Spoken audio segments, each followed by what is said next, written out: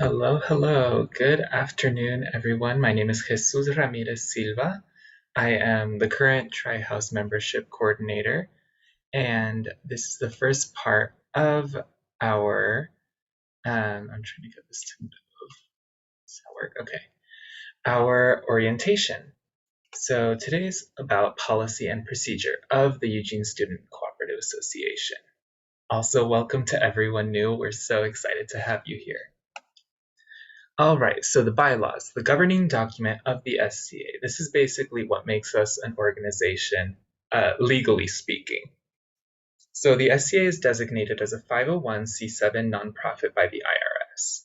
And the bylaws are basically our governing rules. It's how we run the organization, and it defines what we do, why we're an organization, and how we're organized.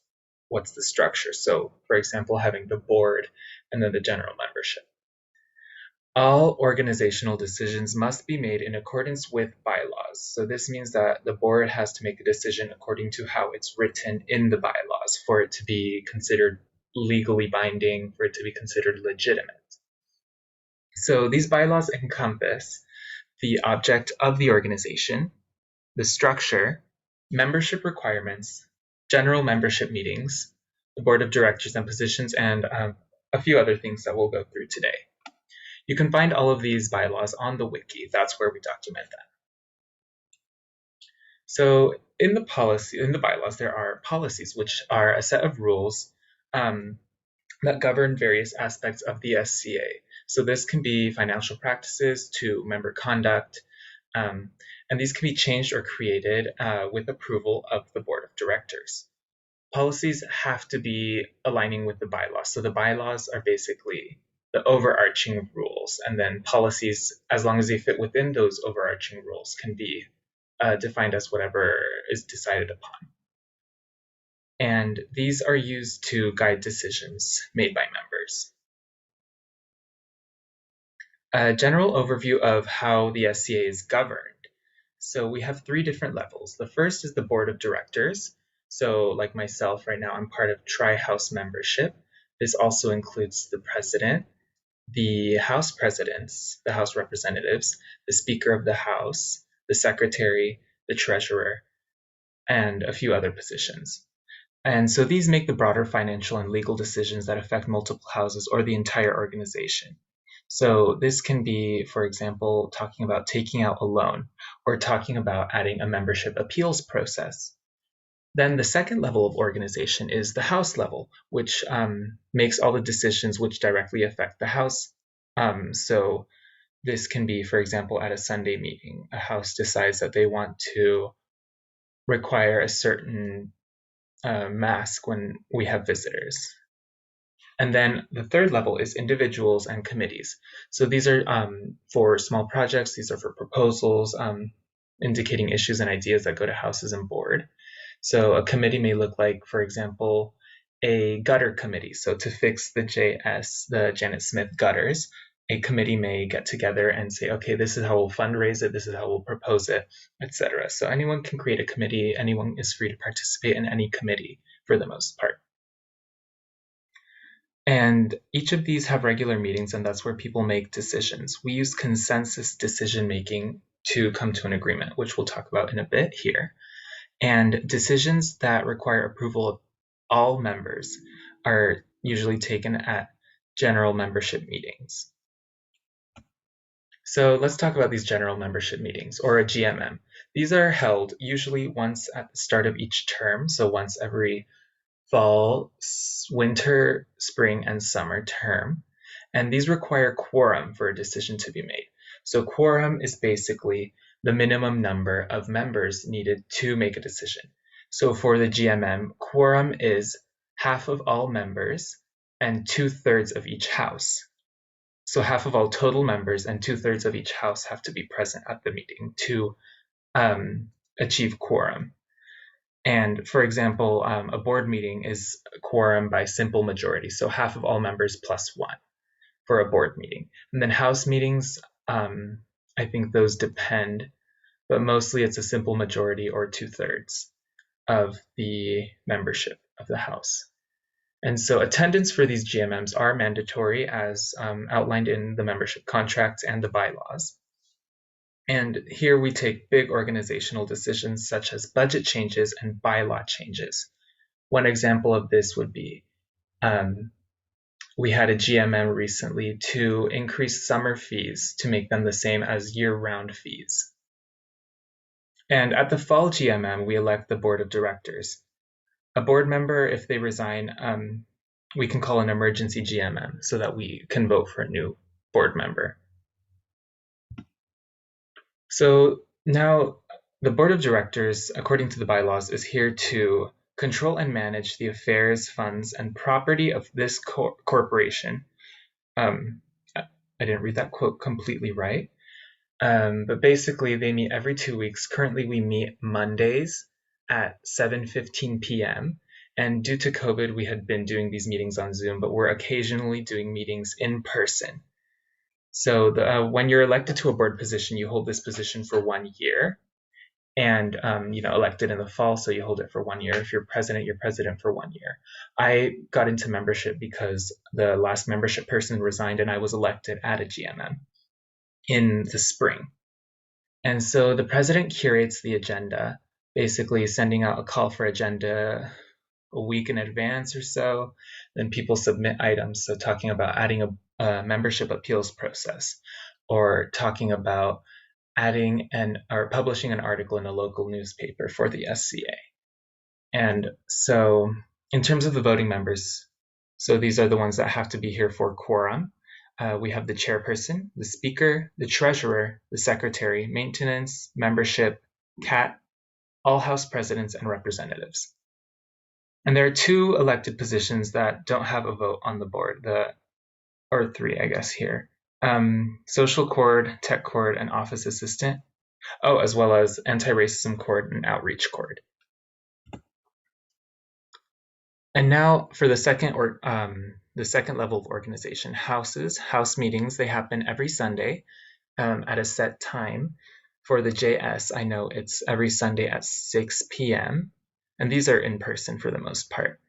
The call for agenda, the president takes care of calling for an agenda, and we have a finalized agenda 24 hours before the meeting. So these can be talking about how to spend house budget, how to, changing a house rule like, gluten-free area in the kitchen, etc. And members are expected to attend all meetings. This is also outlined in the contract. So, if you can't make these meetings, you should proxy. So that just means reading every agenda item and writing your response to it. But you can't vote in a proxy. You can indicate, I would vote this way, but your vote doesn't count toward the overall vote of something. So if you wanted to block something or approve something, you'd have to be present at the meeting to be able to vote. And so if you can't make it to these meetings, usually the president or the representative will help troubleshoot and talk about how to reschedule things or how to remove barriers for your attendance to the meetings. We don't really run on a punitive system. We really want to help you participate the most you can in the SCA. And so all decisions we make, they are through consensus. So that's how our organization is modeled. Consensus is basically making sure that everyone's voice is heard. So it's a type of decision making that develops and decides on proposals with the aim of agreement from all participants. So this is to help consider all perspectives, all concerns, and it helps encourage group problem solving. So if someone isn't happy with something, they mention why they're not happy with a proposal or a discussion, and then people say, okay, let's modify that proposal, let's modify that discussion so that you feel better about this and you're able to upvote this. In general, it's good to note that consensus is generally a more conservative system. So this may be a force of stagnation in some cases, which is always good to keep in mind as well.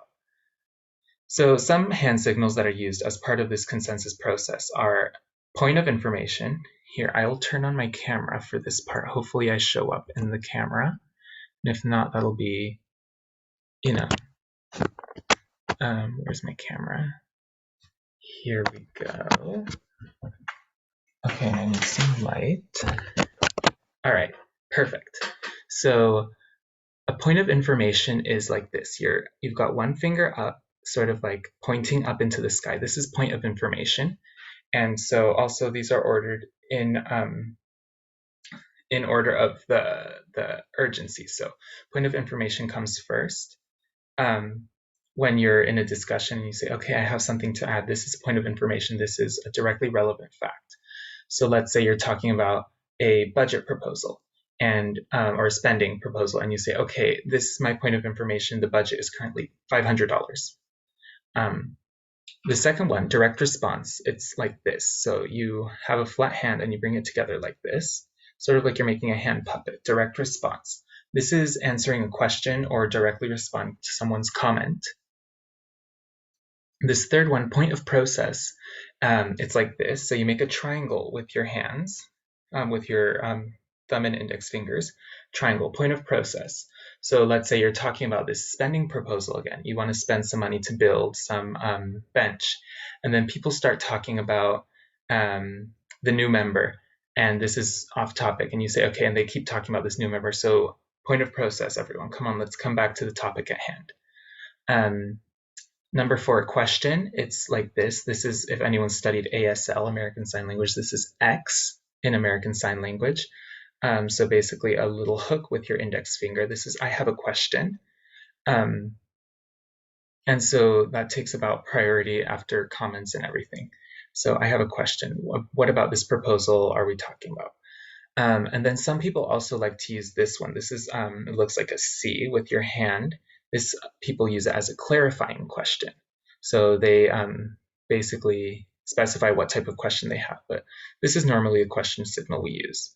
Then number 5 is a comment. That's just raising your hand. I have a comment. I want to talk about this proposal. This is my opinion. And then there's also vibes watch. So this is when, for example, people start talking about something that may make others uncomfortable. Someone makes a comment or the topic gets to something that may be uncomfortable or unhelpful to the situation. So vibes watch is 2 V's and you touch the index fingers like this, 2 V's. So it looks like V and then it makes a W. Vibes watch, like, okay, let's look out here, folks, you know. And so when you're in a meeting, everyone is going to be very helpful and also want to help you with these. So House presidents and House reps will also be helping you with all of this. So it's all right if you don't have them right now. I'll turn my camera off again for now. And so let's see. Consensus continued. So when we call for consensus, there are 4 ways to vote. Maybe I should not have turned my camera off. We'll turn it back on here. So let's say, okay, I'm ready to vote. Are we ready to vote on this proposal for building a bench? So first, what someone might do is what's called a temperature check. So people might say, okay, can we get a sparkle pulse? So up sparkle if you're agreeing, down sparkle if you're disagreeing, something side sparkle if you're like, meh. So can we get a sparkle poll? Are people feeling ready to vote? So someone will be like, yeah, I'm ready to vote. This can also mean, in general, sparkles can just mean, oh, I agree with something. Or someone may say, no, I'm not ready to vote. Let's talk about this a little more. Then meh is like, you know, I could vote, but I would also be okay with getting more info. And so, you know, this also means when someone is talking in general, you can say, I'm sort of agreeing with you, or I'm not really agreeing with this point. So then when people are generally ready to vote, you'll see this sign, making a V with your your index and your middle finger. This is a vote sign, ready to vote. So when everyone has this vote sign, the facilitator of the meeting will say, okay, voting to approve this amount of money for a bench, or voting to approve this member for membership, voting to approve this, taking out this loan in a board meeting, for example. And now the different ways you can vote. You can vote up thumb. This means yes. You can also vote side thumb. So a thumb to the side. This means stand aside. And essentially this means, okay, this might work for the House, but personally for me, I don't think it would be good. So let's say if you're talking about a new member, you say, okay, this member might be a good fit for the House. I'm not sure how well I would get along. So I'm standing aside. So it's saying I consider my perspective, but also may be good for the House. And so if 3 or more members are doing a side thumb, the proposal, the membership is going to be blocked automatically. And then a thumb down is a move to block. So with just one block, even though everyone else is voting up, this one block blocks the proposal, blocks the member from being accepted, blocks the loan from being taken out. So we all have this right. We should just use it carefully because blocking for personal reasons can be frowned upon. For example, saying, I don't personally like this person for some reason that's unrelated to their fit with the house. Or I don't like this proposal just because I think a bench would look ugly there. Like, sure, maybe those are valid reasons to block, but some people may question that. So it's always up to you to decide, I'm going to block this. Is it justifiable? And so let's see. I know as well that there are a few other forms to abstain from voting. This is one, the nonviolent fist or the silent llama. Both of these are saying, I don't feel that I have the authority to vote on this. So for example, if this won't directly affect me, I feel like I shouldn't vote on this. That's always an option as well, to abstain. And this is a bit different from the side thumb, this abstain. All right, now I can turn my camera off again, I think. Alrighty. Yeah, so to confirm consensus, we vote. This is just to review what we just talked about. So this isn't a majority vote where like if we get 8 out of 9 members voting yes, it'll pass. No, a single block will kill the proposal. And so what people have done recently as well has been if something is blocked, we ask the person who's blocking it or the person who's side thumbing it to talk about why they're doing this and to explain what about this is causing this block, causing this abstain, so that we can modify proposals, talk more about membership, and make sure everyone is agreeing on something. So if I block the proposal for the bench, people can then say, okay, Jesus, why are you blocking this? Can you speak more to it? Is there something we can do that would help you approve this? And maybe I say, I don't think we talked about, making this bench accessible for certain types of people. And so then once that's taken into account, then maybe I'm ready to upvote it and approve it. All right, and here again are the 4 possible votes if you want to pause here and practice them. All right, and now let's get into the job system. So as a member, you are expected to contribute around 6 hours of work a week to the house, to the organization. And so we have 3 kinds of jobs that you can do. The first are corporate jobs. So this is related to positions as in the board of directors. So for example, my position as Tri-House membership is a corporate job. Then there are House elected jobs. So those are elected every term at House meetings. These can be House membership, House president, House representative, food coordinator, social coordinator. And then there are chores. So these are cleaning chores, cooking. So I clean the bathrooms, for example, that's a cleaning chore. I cook every Sundays for the house. That's also a cooking chore. And so jobs each have a point value, where 1 point in our job economy is equal to half an hour of work. That's a rough estimate. And so elected jobs are the only ones that are decided by simple majority. You can't really block someone from being elected to a position. And each house does chores differently, so it may be helpful to check in with your house buddy or your house membership coordinator to see how chores are done. Also, every term, at the end of the term, we have something that's called work party. So this is around a 5-hour thing that's usually scheduled on one day where we all work on a task or a project to permanently improve the house. So this can have to do with like cleaning out old stuff from the basement, fixing some stairs, fixing some carpet. And so the job court of each house, that's another elected job position at the house level, is responsible for organizing these work parties. And each member who does not complete their work party by the end of the term will be fined $10 per uncompleted hour. So that's just to motivate people to contribute to the house's wellness and overall remodeling. All right, now let's talk about the food plans. So as a member of the SCA, you have the option of joining the food plan.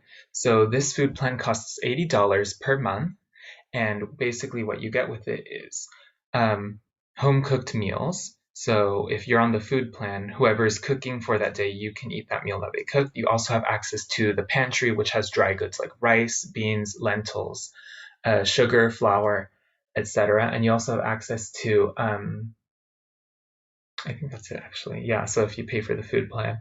Um, and so basically, the Lorax and the JS, the meal plans are vegan, and in the JS, I know that meals are also gluten free because we have guests with, or not guests, we have members who have celiac disease, and the CC has a vegetarian meal plan. If you wish to, you can apply for a food plan in a different house. So, for example, if you know the JS is gluten free and you can't eat gluten, you may apply for a JS food plan instead. I'm not sure how it works now with COVID. That might be helpful to ask around. All right, and so now guest policies. So each member gets 7 free guest days every term. And so, for example, we have visitors. That's the first type of guest. That one you don't even need to use up your guest stays for. It's someone who's not a member who visits and stays for no more than 24 hours. There's no limit on that. You can have as many visitors as you want as long as you're adhering to our COVID policies. Then the second one is a sponsored guest. So this is a friend of a current SCA member who stays for multiple days. And the way you pay for that, I'm making air quotes, you can pay for that.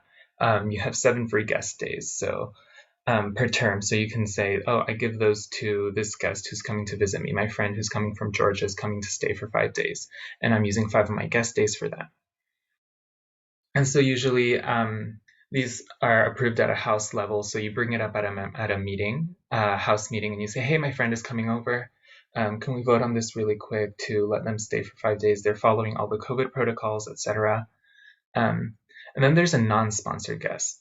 So this can be an SCA alumni, meaning someone who used to live in the SCA, a member of NASCO, a traveler, or another guest who's not the specific member's guest. So each house can approve a guest for up to 30 days. And there is a fee involved. So non-sponsored guests pay $7 per day for staying. And then the house does have 10 free days that they can offer for a guest if they'd like to sponsor a guest. All right. And because living with so many people, can be difficult, we do have a conflict and dispute policy because there are things that are bound to happen.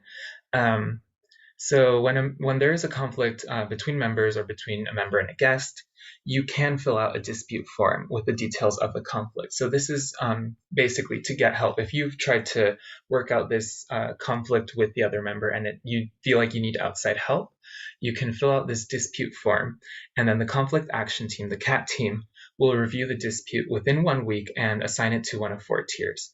Interpersonal conflict, something that can be resolved with mediation. Social code violation, basically something that violates a membership contract code. Harassment, so any violence, any harassment, verbal, physical, that has been involved, and then emergency eviction. So this is usually only used with physical violence, sexual assault, or severe property damage. This last one we don't see very often. I think I've only seen it once in my whole time here. And even then, we were going to evict the person, but they chose to move out. So the CAT team does have special time restraints for resolving severe issues because of the nature of them, of their urgency. CAT generally does work hard to solve them as quick as possible. So if you do seem to have this conflict that you'd like some help with, you can always talk to your CAT coordinator in your house. You can talk to the house president. You can talk to any other member as well. And, we do recommend filling out this dispute form. And then when something serious does happen, such as major theft, assault, or sexual violence, the emergency team forms and has 24 hours to form and discuss what to do.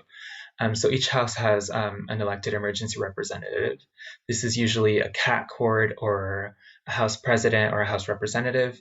And then the SCA president is also going to be the chair of this team.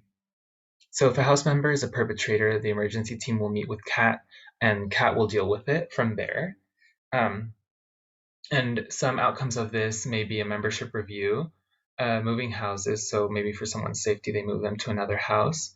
A membership review is basically saying, okay, we're going to go through what happened and possibly revoke your membership.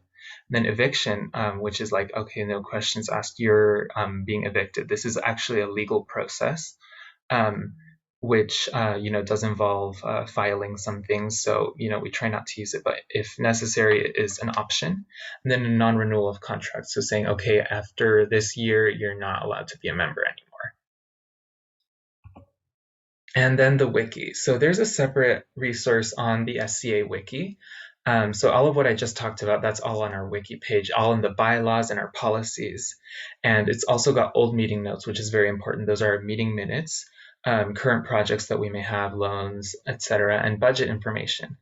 And every SCA member has a right to an individual wiki account.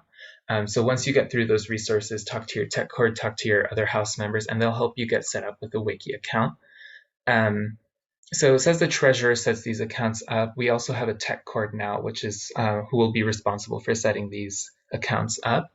So you can contact them, ask around for who the tech cord is at the time, and then you can contact them and talk about getting an account.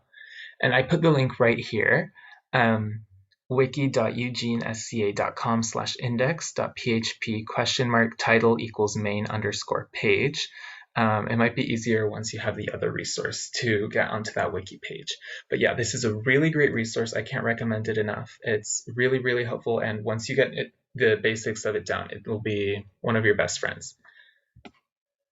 All right, and now I would open up the space for questions, but this is a video, so if you're watching this with a group, if you're watching this with a membership cord, for example, now would be the time to pause and talk about any questions about the structures, about the policies, about the procedures. And if you do have any questions and you're watching alone, be sure to write them down and ask someone in your house. I'm sure they'd be happy to explain these things to you. And I think that is about it. Thank you so much for joining me for this first part of the orientation. Again, welcome and thank you.